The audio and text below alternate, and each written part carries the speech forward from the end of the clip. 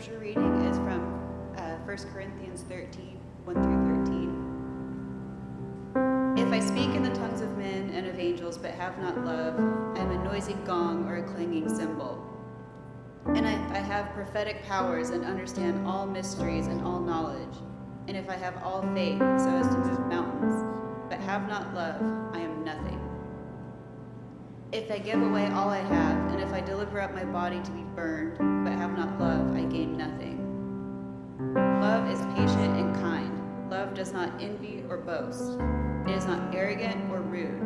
It does not insist on its own way. It is not irritable or resentful. It does not rejoice at wrongdoing, but rejoices with the truth.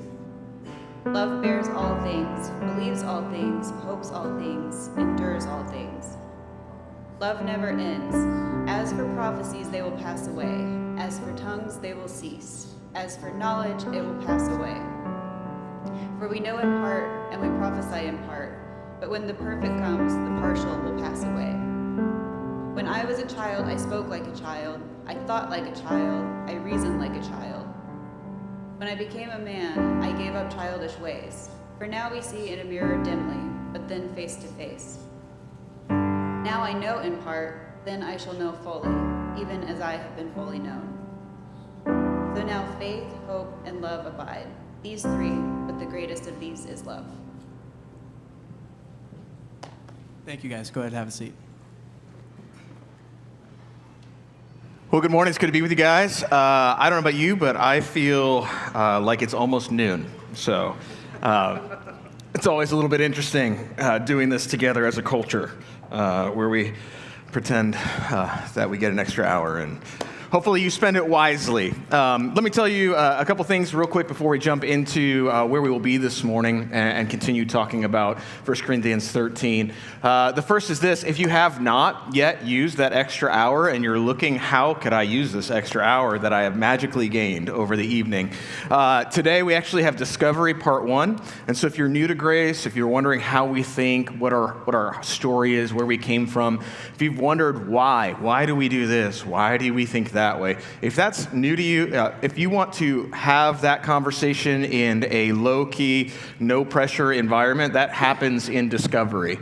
And so it's not a membership class. We wouldn't talk about it like that. You're not committing to anything more than just going, hey, I'd love to know a little bit more about why we do what we do, how we think, and where our church came from. And so tonight, part 1 of that, our story, we do one every month. So we're doing that tonight at 4:30. The only thing I would ask is that you see me or you see Gabby and let us know you're coming.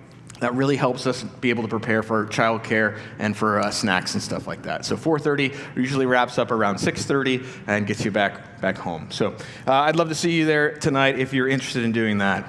Something that we do often here, and honestly, it becomes repetitive, but to be honest, it's the truth. We talk about God's word as his heart. Because this is not just a book of rules. This is not just a book that is here to tell us what we did wrong, to inspect our lives. It is the heart of God for people on paper. And so we open it up and we see what God's heart is like. Who is he? What does he love? What does he not love? What motivates him? How does he think about people who care about him? How does he think about people who are opposed to him? And so we look at that, and then we see what that has to do about our heart too. Because in this, I also see my life and my heart. And what I find is that there's unexpected things that I learn about God's heart. And I find there's some really unexpected things I learn about my own. And then really what I do with that after I see his and after I see mine comes down to kind of maybe where I am with Jesus. And so if you're exploring Jesus today, it's our hope that you would actually have that happen, that you'd see something about the heart of God and learn something about your heart. And we realize you may not be willing or able or even at a point in your life where you're going, I'm making that commitment to Jesus, or I trust Jesus. That's the way the Bible would talk about it, trusting him with my life. But hopefully you leave with some people to explore that with, and that's our heart.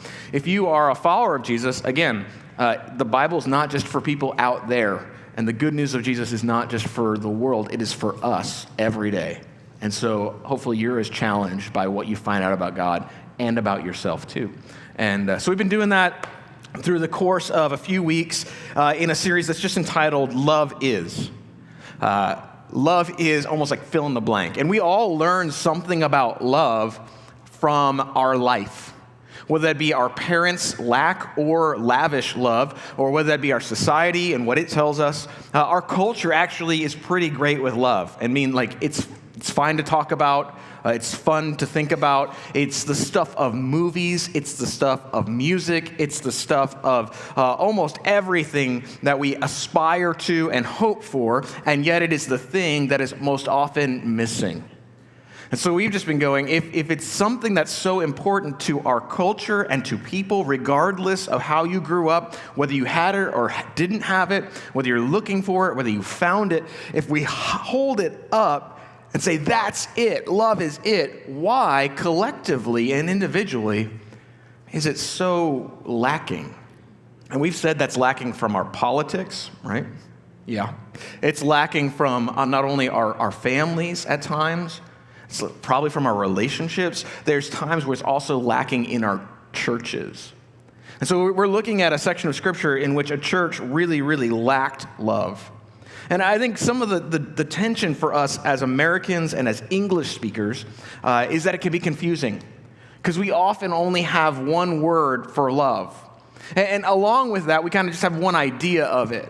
And that's not the case of the language that the Bible is written in. In fact, we're going to take a look at a second and just remember that there's additional words. But before we do this, I was reminded of the other cultures in the world and how they might even interpret or think about love, and how we as a culture think about it. When we think about love, if I was just to ask you, without seeing a slide yet, what is the symbol for love? If you were going to draw it out, what would it be?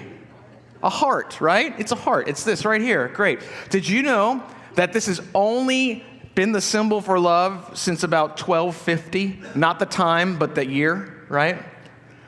1250. So before 1250, and in fact all across the globe, a symbol of heart would not necessarily recognize the symbol of love or be written that way. In fact, they would have used other things like this right here. Here's a couple. For years, it was an apple. You're like, if someone brought you an apple, you'd be like, what? Right? But back in the day, if you loved someone, you would bring them an apple. So maybe you use that one for the next date night that you have. I don't know. A dove. When we think dove, what do we think? Peace. Yeah, peace. But for years, a dove has always meant love. Another one is this here. Does anyone know what that is? It's a Celtic knot, right? So knots were not annoying things that you couldn't get untied. Knots were a symbol of unity and closeness and intimacy and foreverness that we would imagine love being. This other one here is a harp. Okay, so harps been associated with love. This flower is a jasmine. And so for years, jasmine, not roses. And then all my Canadian friends, any Canadians in here? Okay, great. Maple leaf, right? That's what you were aiming for, right? When you thought about what is the symbol of our country. It's not syrup, it's love. There we go. Syrup? Are we on the same page there? Okay. In the Bible, like symbols, there are many words used for love. And so the Greek uses 4 different ones, and for years, the primary way that the Greek language talked about love was the word eros. And we think about that in a passionate, more intense, romantic love. That's the word eros. But something happened, and we've been talking about this the whole series, something happened right around 50 AD. The entire Roman world and the entire Greek world changed the word that they used for love. And they started using this word, agape. Agape is defined as a commitment that ascribes worth to someone else at the cost of oneself. And the reason that happened historically, not philosophically, but historically, is because some tiny group of people called the church came along. And when the culture looked at the way that the church interacted with one another, they're saying, we don't have a word that defines this. Because romantic love is not right, necessarily. And brotherly love is there, but it's more than that. And this idea of familial love is great, but they're not all related, and they're not even from the same classes or the same countries. So how in the world? And they said, what could we describe? And they grabbed this little tiny word, agape, which is seldom used, And they said, that's what this is. In fact, that's what Jesus said would happen. He said, hey, they're going to know you're my followers by the way that you agape one another. And so we've been looking at 1 Corinthians 13, and we've been asking this question for ourselves and for our culture, because I think it could happen again. Is there a love better than this? Better than what? Better than the one we grew up with? Better than the one that we see on the news? Better than the one that we sing about? Better than the one that we make movies about? Is there a love better than what we see? And in answering this, a guy named the Apostle Paul wrote to a church, and he said, you guys are very impressive. You've got great musicians, you've got great speakers, your coffee's on point, your greeters are fantastic, your kids' min is through the roof, but one thing is missing, and it's the most important thing, it's love. And so he begins to unpack this, and here's what we're talking about today. Here's the kind of the verse that we're covering. It's this: love does not rejoice at wrongdoing, but rejoices with the truth. Love bears all things, believes all things, hopes all things, and endures all things. Some of you may know where we get the word sincere from. It's a compound word that comes from two Greek words, sincera. And it literally means this right here, without wax. You say, what does that mean? Well, back in the day, you would go to the marketplace, and you would often look at artisan goods, whether it be a vase or a vase, or a statue that an artisan did. And you'd evaluate it based on its looks and also its integrity, and saying, hey, I don't want to buy a vase that has a crack in it, or I don't want to buy like a 3 or 4 fingered like statue. I would like them to have all 5 fingers. That'd be great. But what would happen is the artist would strive to reproduce this thing perfectly, but at times there would be cracks or there would be deficits that would happen in the sculpture or in the vase. And what they learned is that the white marble or rock that they were carving could also be covered up with a little bit of wax. And if they covered up with a little bit of wax, because maybe you got only 4 fingers and the 5th one fell off, and so you're going to put it on there, you could make it appear to the person who was buying it that it was whole and perfect without error at all. But people started getting wise to this, and they started going, hey, do you sell any of your statues with wax? And if an artist wanted to say, no, this is legit, 100% perfect and intact, you're not going to take this home and pour water in it and it leaks out the side. What you're getting is whole and great. They would advertise their wares as sincera, without wax, 100% up front. Why do I bring that up? Because oftentimes, and what this passage is trying to allude to us, our topic today from God's word and what it covers is this, that a love that fails to recognize and acknowledge cracks or just covers it up isn't love. It's a lie. It's a lie. That real love actually has something to do with justice and truth. Love is justice and truth. And here's why this is so important, especially in today's culture and in your life and in mine. And here's what I think God is teaching me this week as I read it, and hopefully for you as we continue talking today. It's this, that much of what we call love in life may actually just be a mask. If we fail to acknowledge the difficulties and the hard things and the messiness and the reality of life in love, for many people, the furthest we get with love is just a mask that smiles that we put on. And that's not at all what agape is. That's not what the Bible is talking about. So how do we think through this? A couple ways. I wrote this down. Now, when we talk about love being justice and truth, what Paul is trying to say and what God is trying to get across is this, that there are some things that love can't celebrate. That seems obvious to us at first, but yet he reminds us of it. He says in verse 6, love does not rejoice at wrongdoing. The word wrongdoing there actually refers to a whole host of things, not just simply one action. We'll get a little bit more into the term in a minute, but this idea of a whole, anything bad, anything not good, actually anything that goes against the obligation or the duty that it has. It violates its own obligation or its duty. That means doing something it should not do. It also means not doing something that it ought to do. It would be reflective in the Old Testament and in the New Testament in verses like this. Psalm 97:10 says this, "Oh, you who love the Lord, hate evil." That idea of evil there would be the same thing as wrongdoing.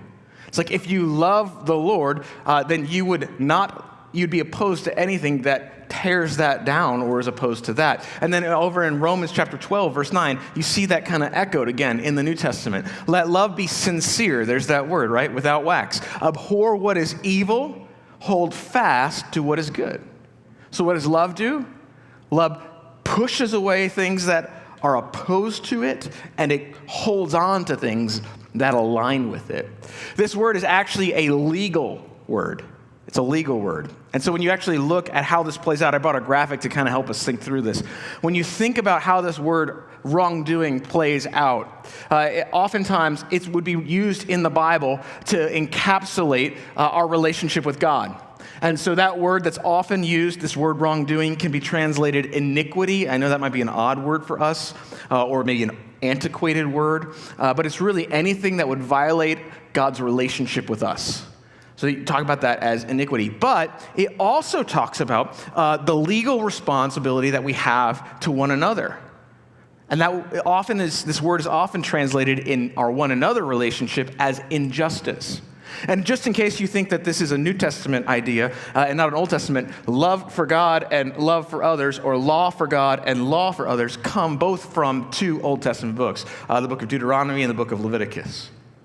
And out of this word, so Paul's taking this and saying, you know what love does not do? It does not rejoice in things that hurt this. Maybe you're sitting there and you're like, okay, legal term, I understand that, law, but we're talking about love. I don't like to think about law. Who would be crazy enough to talk about the law of God as love of God? Well, that would be Jesus. In fact, Jesus does it all the time. In fact, when he was put on the spot to talk about law by a lawyer, here's what Jesus said in the New Testament. He said this. He said, when it comes to the law, you shall love the Lord your God with all your heart, with all your mind, and with all your soul. So what is that? That's God and us, right? He's using love to talk about that legal thing. And then he says this. He says the second part of it is like the first, love your neighbor as yourself. And then he has the audacity to say all the law and the prophets hang on these two commandments. What's he saying? He's saying that when these things break right here, anything that breaks our relationship with one another and anything that breaks our relationship with God here, that would be called wrongdoing. And what he's trying to get across to us and what the Bible would present to us, that when it comes to love, when this thing is broken, either of these things is broken, love is not glad, it grieves. It grieves. So when this section of love of God is infringed upon, it grieves. It doesn't rejoice. And when it sees injustice and difficulty of fellow man and that being broken, it also grieves. I was thinking about this, and we kind of have a thing in our culture that communicates gladness and also communicates grief, and that's the greeting card. This is not a commercial for Hallmark, but we still use these today.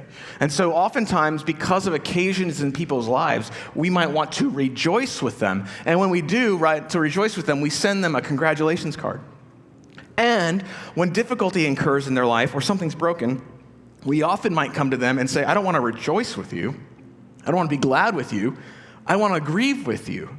And so we'll send them this card, get well soon, right? Or a sympathy card, that's what we call it. Well, what's fascinating and what the Bible is trying to get across to us is that love does not send congratulation cards when it sees things that are broken with our relationship with God and one another. It's always sorrow. Love's response to sin, that's the word for breaking those things with God and breaking those things with each other. That's what the Bible uses. So God says, hey, love's response to sin is always sorrow. It's always sorrow. It's never yes It's never outwardly, hooray, or inwardly, hooray, right? When we see that. Even if it's with somebody who we do not like, agree with, or even might even be our enemy. It's always sorrow. Now, you might be sitting here and going, oh, all right, I get it. I would never, ever send a congratulations card to somebody who has cancer, right? That'd be horrible, right? That would be ridiculous. That would be downright like newsworthy. That'd be hateful to some degree, right? Congratulations, you have cancer. That's horrible, right? But what about when it comes to our culture, right?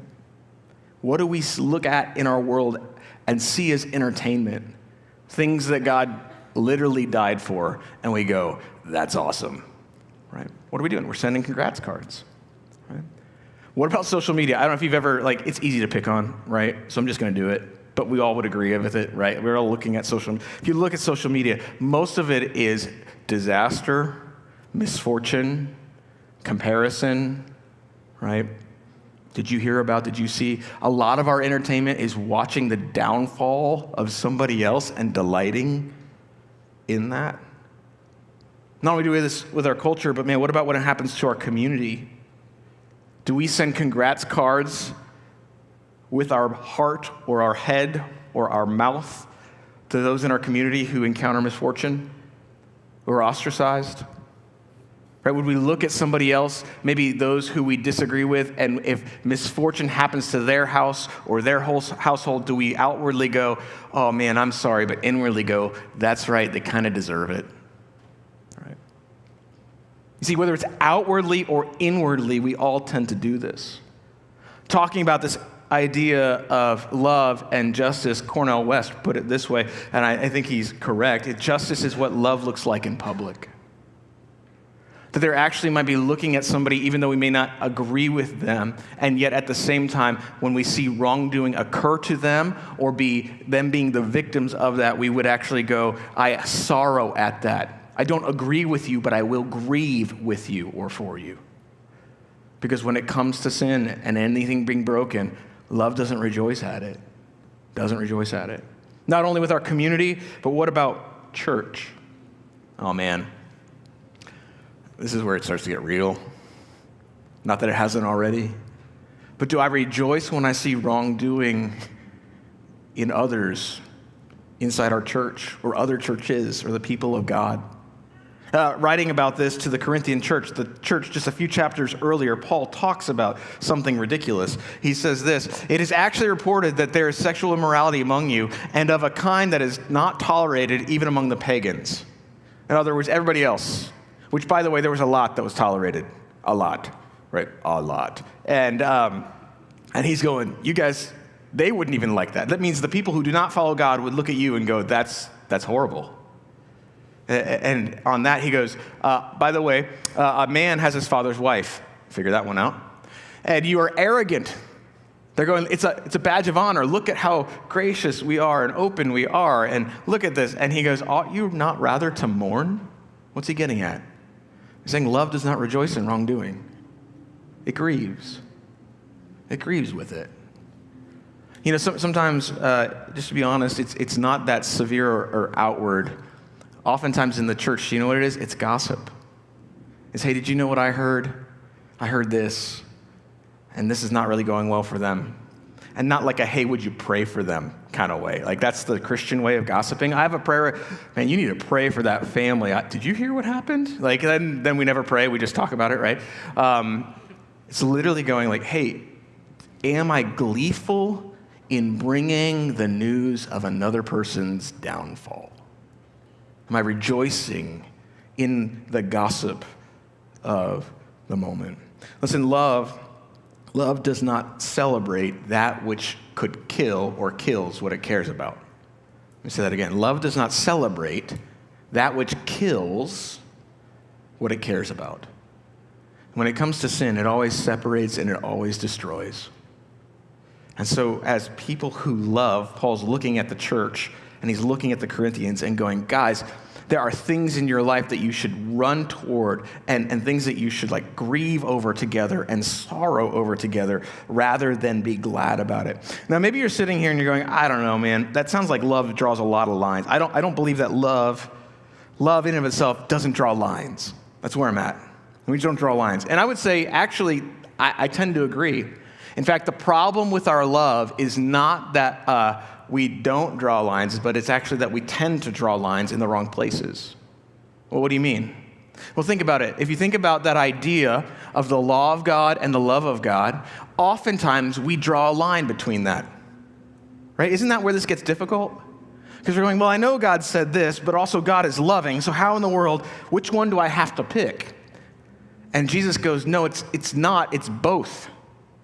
God's love and his law are synonymous with one another. Well, I know I can love God, but it's really difficult to love other people. And I don't know, I feel like if I have to choose between the two, do I love God or do I love this person? And again, the Bible goes, no, we don't draw lines between it. It's actually the same. In fact, we would see this in the New Testament. In fact, in 1 John, we read this idea of God's law and his love being together. And this is love, that we walk according to his commandments. He's saying God's law and his love are synonymous. We constantly pit them against each other. Well, I want to be loving, but this is what God said, and I don't really know. If I have to follow what God said, then I can't be loving. Well, or can I? Well, I know I want to love that person, right? But I got to love God too. And if I love God, then I've got to be like, I kind of don't like this person. So what do I do with that? And 1 John 4:20 says, if anyone says I love God and hates his brother, he is a liar. It's insincere. You see what the Bible does all the time? Man, this is so difficult. It's so difficult.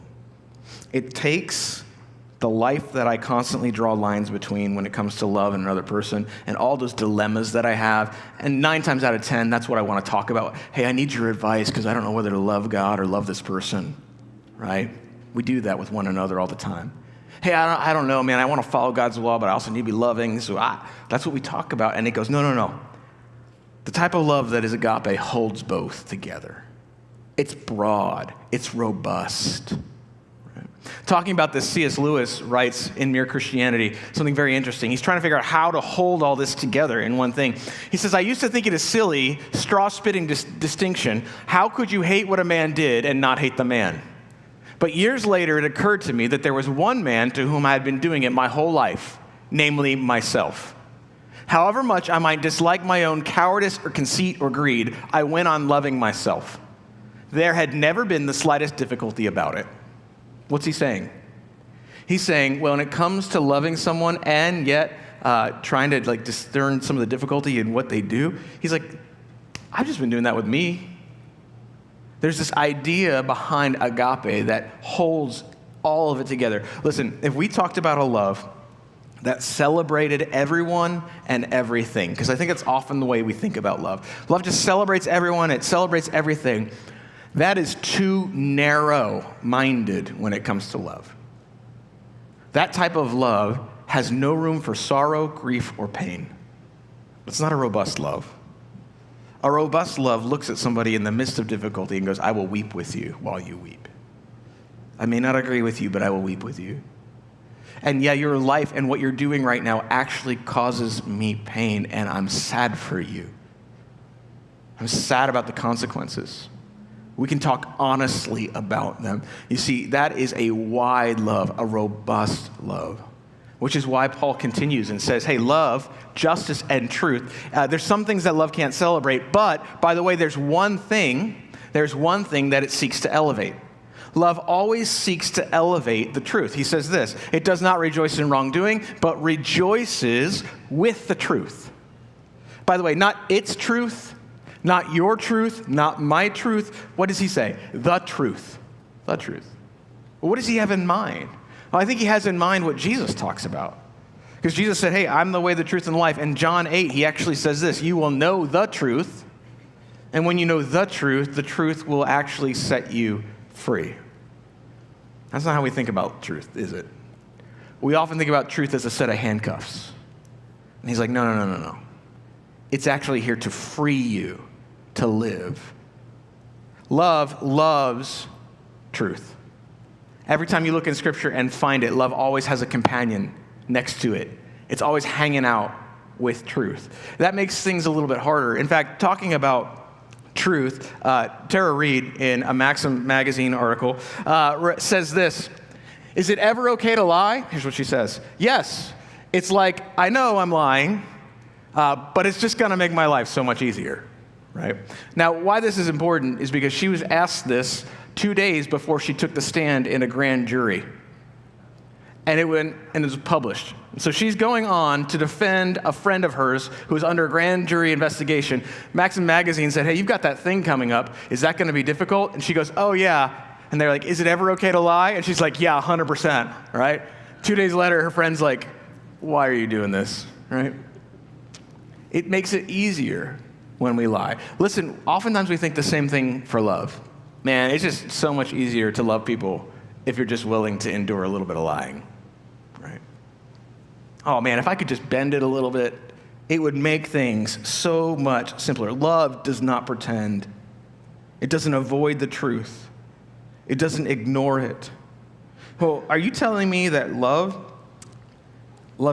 is willing to speak the truth? I don't want people to feel judged. But don't you understand that to love someone is to judge someone?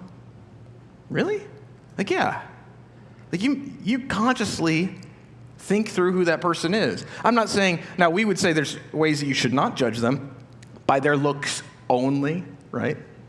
Or by, hey, maybe their talents or their abilities only. But certainly we take this into account. In fact, writing about this, a lady who knew a lot about love in the English world, Jane Austen, wrote this when she's talking about a conversation between Mr. Darcy and Elizabeth. Mr. Darcy says this, I have fought against my better judgment, my family's expectations, the inferiority of your birth by rank and circumstance. Isn't that loving?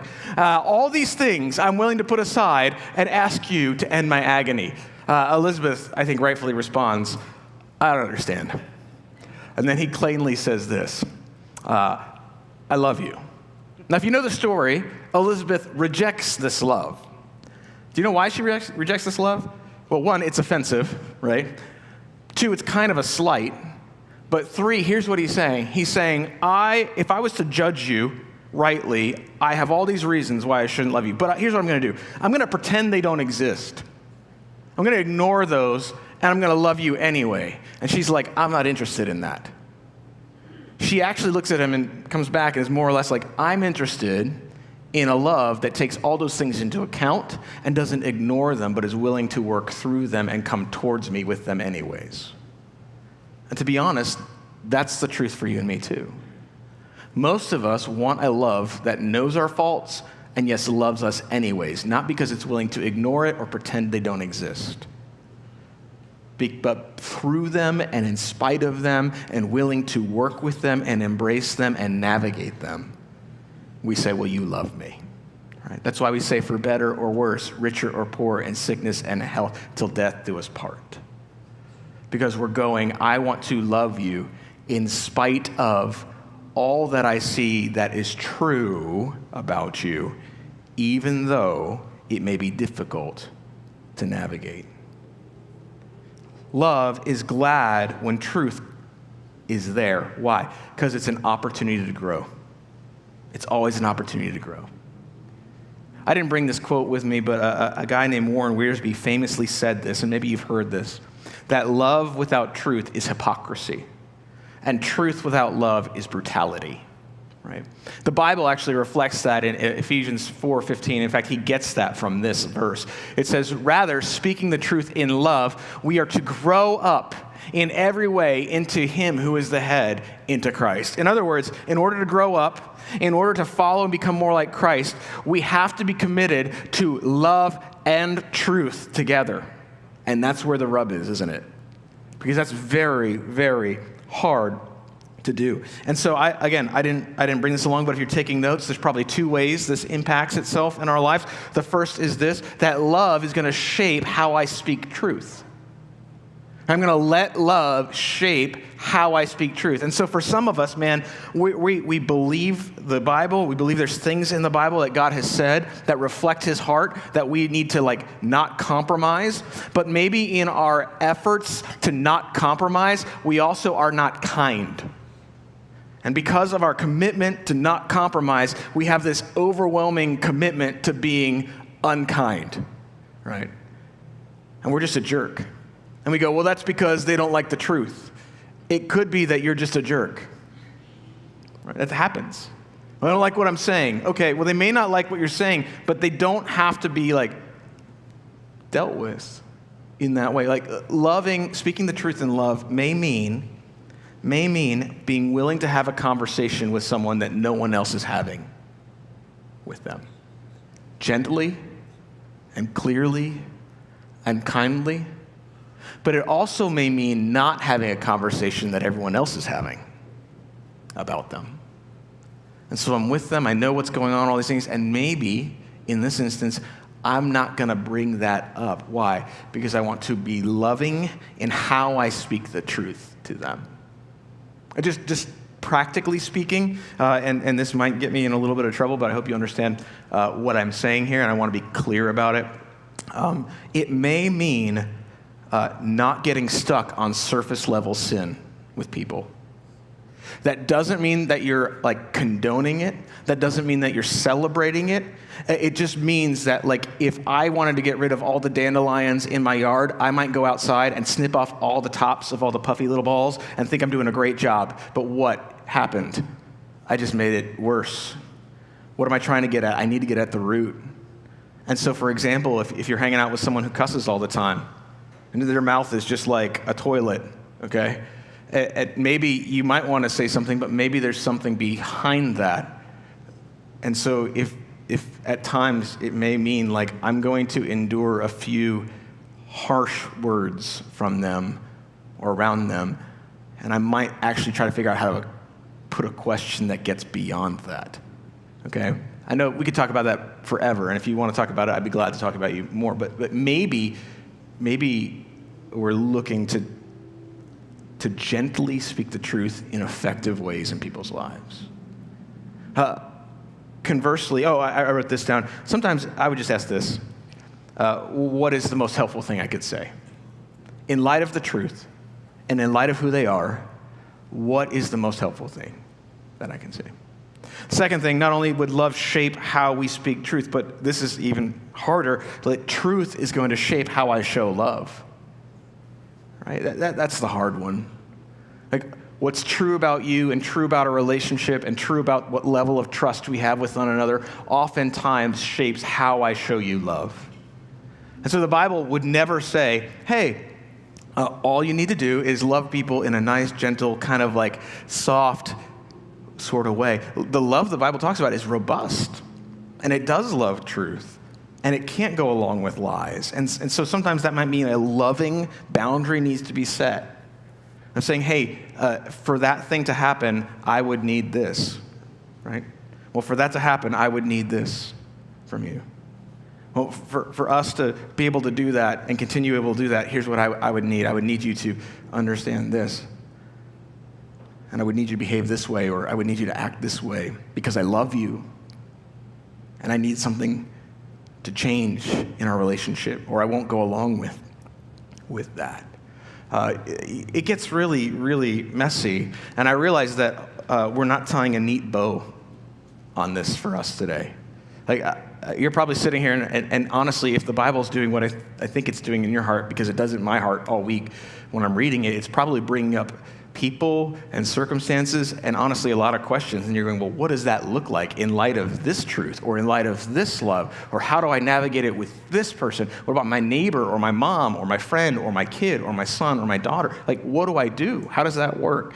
And I don't think today we're going to solve all of it, but hopefully this begins to put us some guardrails and some conversation in motion. And if you're looking for a resource outside of God's Word and outside of God's Scripture, I think one of the best resources that we have that's been written about this is a book called The Gospel Comes with a House Key. It's actually talking about hospitality, but in it, she talks a lot about how we do this one another. And she wrote this: "We live in a day where our words can only be as strong as our relationships. Having strong words and weak relationships with your neighbor is violent. It captures the violent carelessness of our social media-infused age." See what she's aiming at? She's saying we got to be truthful, but at the same time, I don't want to be violent in my truth. I want to do that in a way that loves you, but I also can't ignore that. Because, by the way, if you're sitting here and you're going, well, I don't know if I want to do all that, I just kind of like leave that alone. Do you know the opposite of love is? It's not just hate. The opposite of love is indifference. It's indifference.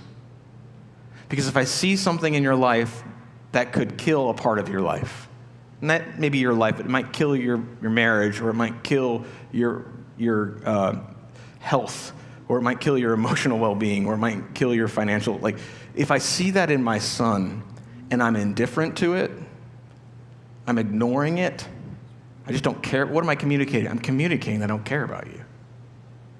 And so to actually step into this is love. That's why Paul continues in what he's saying. He's saying love is not indifferent. In fact, it's the opposite, because love does not celebrate some things, but it always seeks to elevate truth. And then he puts this, I wrote this down, it's in hard things, love does not hesitate. In other words, love is not on the sideline. Love gets our hands dirty. Love moves toward the other person. Love is willing to get involved in the messiness and the difficult. And I know it's going to take some time, and I know it's going to require patience, and I know it might require more of me than more of the other individual. And yet, because I care about them, I'm willing to navigate some of the messiness and the hard stuff. That's why he writes this. He says, love bears all things, believes all things, hopes all things, endures all things. Some of your versions say, love always bears things. Love always hopes. Love always perseveres. And he's speaking in a little bit of hyperbole, because obviously there's some things that love can't celebrate, right? But he's going, look, when it comes to this love, it is a love that does not sit by while someone else gets hurt. Love doesn't sit by and go, I don't care about you. It actually steps up to the plate and gets involved.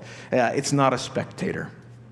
One of my favorite illustrations about this, so if you've heard it 1,000 times because you've been here we go again, is this movie Titanic. Maybe it was because I saw it at a really formative age, but the movie Titanic has a famous scene at the end. By the way, spoiler alert, the ship sinks, and some people die,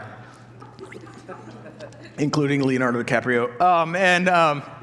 Here we have Jack and Rose. Jack's in the water, being very chivalrous, freezing to death. Rose is also being chivalrous on the floating door or dresser. I think it's a dresser, right?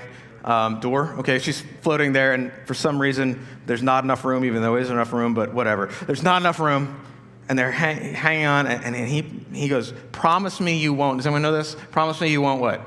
Let go, right? I'll never let go. I promise. And then he dies, and do you know what she does? She lets go. What? Yeah, pushes him down.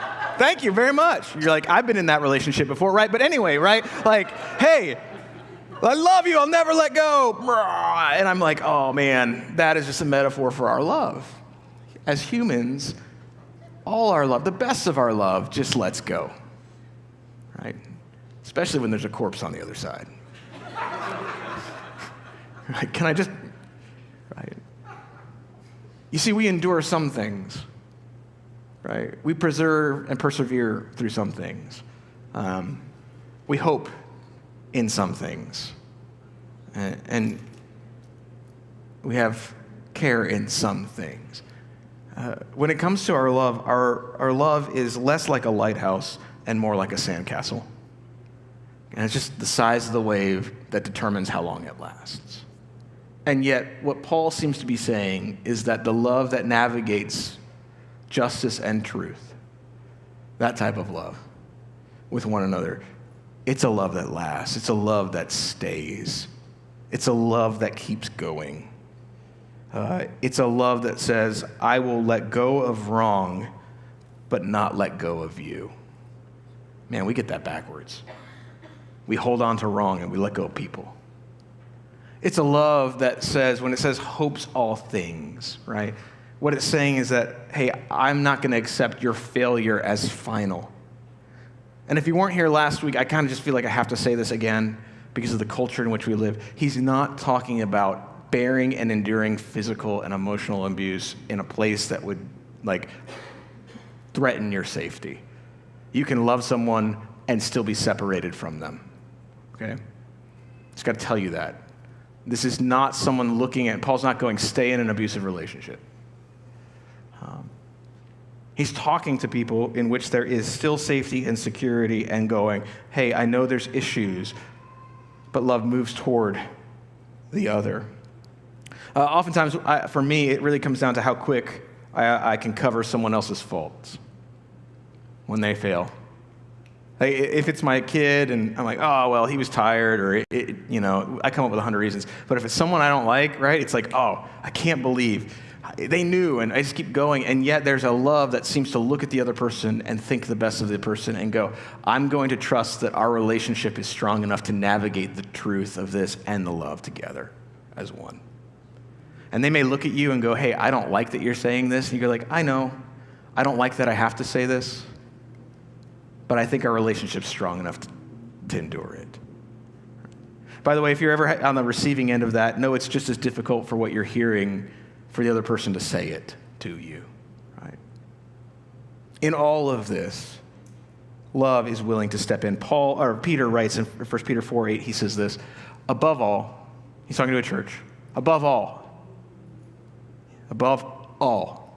okay? Preferences, politics, people, above all, what? Keep loving one another earnestly, since love covers a multitude of sins. It doesn't hide it, that's not what he's talking about, but it's able to bear it like a bridge.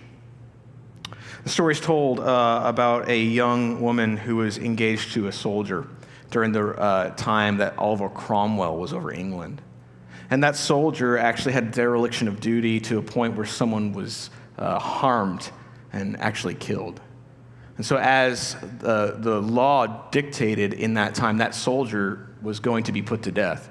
So Oliver Cromwell ordered that her fiancé be put to death at the sound of the evening bell. It's a true story. And she petitioned to Oliver Cromwell to save his life and to have mercy, but he was given the title the Lord Protector of England, and that's what he was going to do. And so he respectfully declined to give and grant mercy or pardon to her fiancé, believing fully that justice needed to be upheld. When the time came for the evening bell to be rung and her fiancé to be executed, the individual whose responsibility it was to ring that bell tugged hard on the thick 6-inch, thick rope that attached itself to the bell in the tower. And when they did that and pulled with all their might, no matter how hard they pulled, the bell would rock, but there would come no sound, just a dull thud, thud, thud, thud, thud. Upon inspection, soldiers and those who were responsible for carrying that bell found the young woman who was to be wed to the individual who was to be executed. She was clasping the knocker of the bell. And every time that rope was pulled, her body would be slammed up against the edge, and the bell would not ring. Oliver Cromwell heard about it. It was a report. And he actually stopped the execution. And he said, because of your willingness to bear with the failure of your fiancé, because of the bruises and the scars and the things that are on you, I'll stay it. And there was a poem written about it, which you can go and read about. It's very moving. Paul seems to indicate that there's a love that will be even willing to step into the consequences of another person's sin with that person. And listen, I'm not suggesting that we're able to do that, but I am suggesting that there is one who has done that. who, just like that girl's body, bears the scars of doing that. Isaiah puts it this way. He says, but he, talking about Jesus, was pierced for our transgressions, injustice, and iniquity. He was crushed for our iniquities. Upon him was the chastisement that brought us peace. And through his wounds, we're healed. See, none of what we talked about today is even possible without first understanding that God went first, that he is the love that we're talking about. Because on the cross, we see the truth of our life revealed. We see it. We look at his scarred body, and the truth is that we deserve the wrath of God. The wrath of God is justice in action. That's all it is. It's doing right in the right moment, in action. It's in acting upon that. And we see that being poured out on Jesus. And we look at it and we go, that should be me. And yet, at the same time, when I look at Jesus, I go, everything that he's getting is true about me. That's the truth. And yet, he's taking it. And that's agape love. See, the cross is where we find truth and love and justice all in one. And it's people who encounter that Paul says it becomes part of who you are, so that's actually how you begin to navigate the other relationships in your life. How can I hang on when this person's, the truth is this, and they rub me the wrong way, and I don't know how I can, and yet I love God. And he goes, no, the love of God is both. Well, where? Show me how. It's like he has shown you. And the Bible shows us again and again and again and again. Look at Jesus. Look at Christ. Look at what he did. Live that out from him. Right? We're not perfect. And yet, God has said, in my power, the same power that raised me from the dead, it's alive in you if you let it live that out in fruit. That's the hard work. That's the everyday work. And yet that's the good news of Jesus. That he did what we could not do in our place so that we can be more loving than we ever thought we could to those who we thought we never thought we would love, because it's what he did for us. And so as we go to prayer, I would just point out again that this is, again, a non-easy part of this love conversation. Man, I thought last week was hard. This week's hard too. And so if God's talking to you, there's people whom you can pray with. They're located on the left. They're over there. No one's going to look at you. No one's going to laugh at you. No one's going to say, oh my goodness. But they're just there if you don't have the words to do it yourself today. We're going to pray. We're going to sing about God's love for us. And then we're going to try to go live it in the grace of his goodness and his gospel. Okay? Lord, we love you. Lord, we pray this week specifically a time where we as people have the potential to be most polarized, that we as your followers may be the first to hold justice and truth and love in one hand.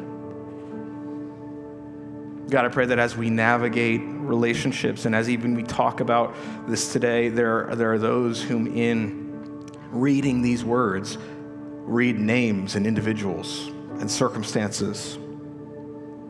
Lord, I pray that you would be gracious to us if we know you and claim you as our King. Would you again allow us to apply the good news of Jesus to our hearts first before we try to apply it to somebody else?